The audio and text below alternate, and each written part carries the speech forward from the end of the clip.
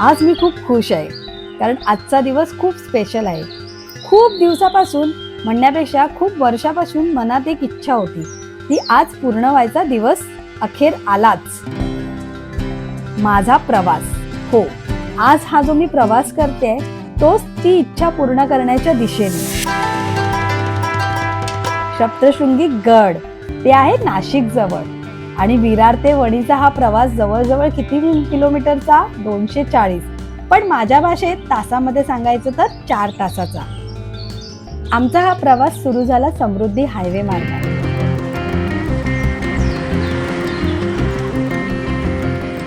100 किलोमीटरच्या वेगाने. मस्त वाटतंय. गाडी चालवताना सुद्धा माझा भाऊ रुपेश खूप एन्जॉय करतोय. प्रवास मस्त सुखकारक होतोय. इंग्लिशमध्ये सांगायचं तर ऑसम. चला, आता आपण नाशिकमध्ये पोहोचलो.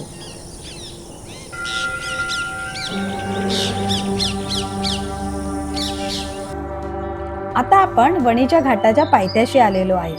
हा घाट जो आहे ना, तो 6 किलोमीटर अंतराचा आहे. म्हणजे माझ्या सोप्या भाषेत सांगायचं तर 15 ते 20 मिनिटं हा घाट चढण्यासाठी लागतो. असा वळणावळणाचा घाट आहे, पण जाताना जे खाली सुंदर दृश्य दिसतं ना गडाच्या पायथ्याशी, वर पोहोचल्यावर आपण खाली बघायचं, एकदम शांत थंडगार हवा.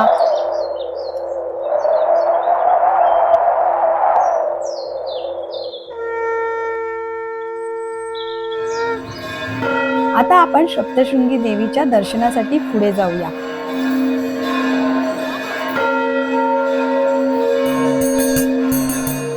सप्तशृंगी माता की जय. सप्तशृंगी माता की जय. नमस्कार, कसे आहात गाववाल्यांनो? आज मी आहे इलय वणी सर्व. सप्तशृंगी माता की जय. जे एक आदिशक्तीचा रूप आहे. तर आता आपण वर जाऊया. हे बघा, आता आम्ही आहोत गडाच्या पायथ्याशी. अजून आपण एक पायरी सुद्धा चढलेली नाही. तर इथून पायथ्याशी पायऱ्या आहेत आणि इथून जायचं. आणि इकडे ना तुमचा जर कोणाचा लहान बाळांचा जायवळ करूचा असेल ना, तर तिचा केला जाता. तर तुमचा जर हिसर येऊन जायवळ करूचा असेल तर तुम्ही नक्की या. तर इथे त्यांच्या पायथ्याशी ना हा नारळ फोडला जातो. जर तुम्हाला देवीला ओटी म्हणून अर्पण करायचं असेल तर अख्खा नारळ जो मी घेऊन जाते. आणि हा इथे का फोडला जातो, पण कसा फोडला जातो त्याची टेक्निक बघा. हे बघा, ही मशीन आहे. हे बघा, इथून घेतलेल्या नारळ विपर्सात घेऊन मंदिरात ठेवले जातं. बाकी घरी घेऊन जावं लागतं. त्यांचं नवस असतं ते 5 नारळांचं पायरीवर फोडलं जातं. पण ते पायरीवर बंद केलं आहे, त्याच्यामुळे मशीनवर फोडले जातं नारळ.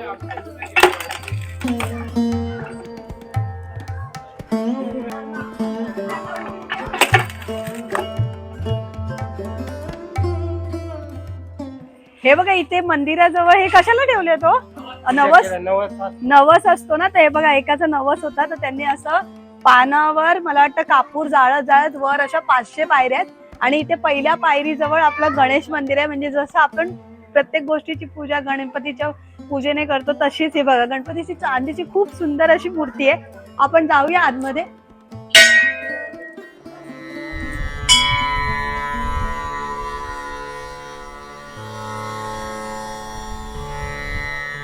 हे बघा, ह्यांचा नवस आहे काहीतरी. तर ह्यांनी इथून सुरुवात केलेली आहे नवस फेडायला. ते आपलं ह्याचं पान ठेवतात आणि त्याच्यावर कापूर जाळत जाळत त्यांचा नवस पूर्ण करणार या पहिल्या पायऱ्यावर.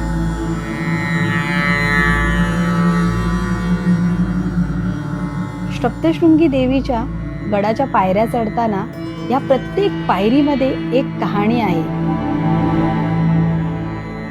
मायेच्या भेटीची आणि श्रद्धेच्या परीक्षेची.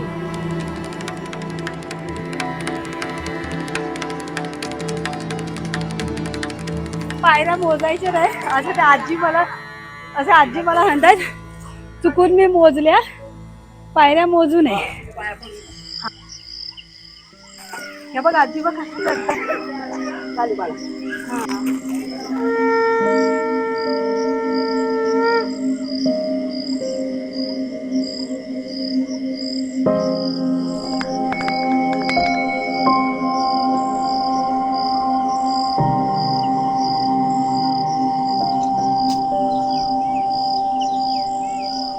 या उंच शिखरावर चढताना मनातले अडथळे कधी दूर होतात कळतच नाही, केवळ शांती.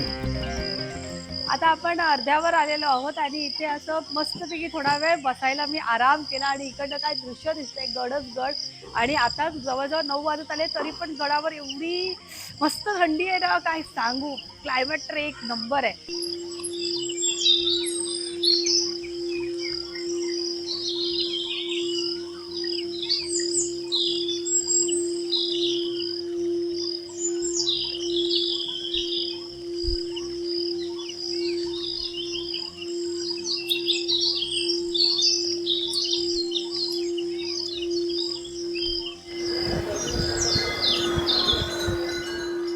आता आरती झालेली आहे, जवळ 9:30 वाजताची आरती असते. 9:30 वाजत आलेले आहे आणि इथे भाविकांची बऱ्यापैकी गर्दी आहे देवीच्या दर्शनासाठी.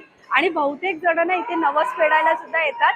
5 नारळाचा नवस असतो किंवा पानाच्या विड्यावर कापूर जाळून पूर्ण या पायऱ्या चढत चढत देवीच्या दर्शनासाठी येतात. आपला पण काही नवस असेल ना तर आपण पण फेडायचा आणि देवीकडे आपलं जे काही मागणं असेल ते मी मागते. घाट चढून आपण वर आलो. सप्तशृंगी देवीचे दर्शन. मस्त. ही स्वयंभू देवी आहे. 18 हातांची मूर्ती असलेली आणि 3.5 शक्तिपीठापैकी अर्धे पीठ म्हटलं जातं. महिषासूर मर्दिनीचं हे रूप आहे.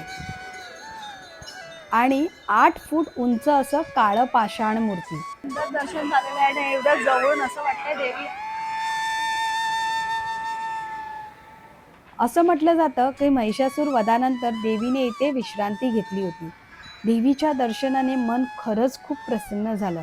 आणि देवीसमोर काय मागू, कारण आपली सगळी मागणी, मला जे हव्या होत्या त्या माझ्या सगळ्या इच्छा देवीकडे न मागताच पूर्ण झाल्या.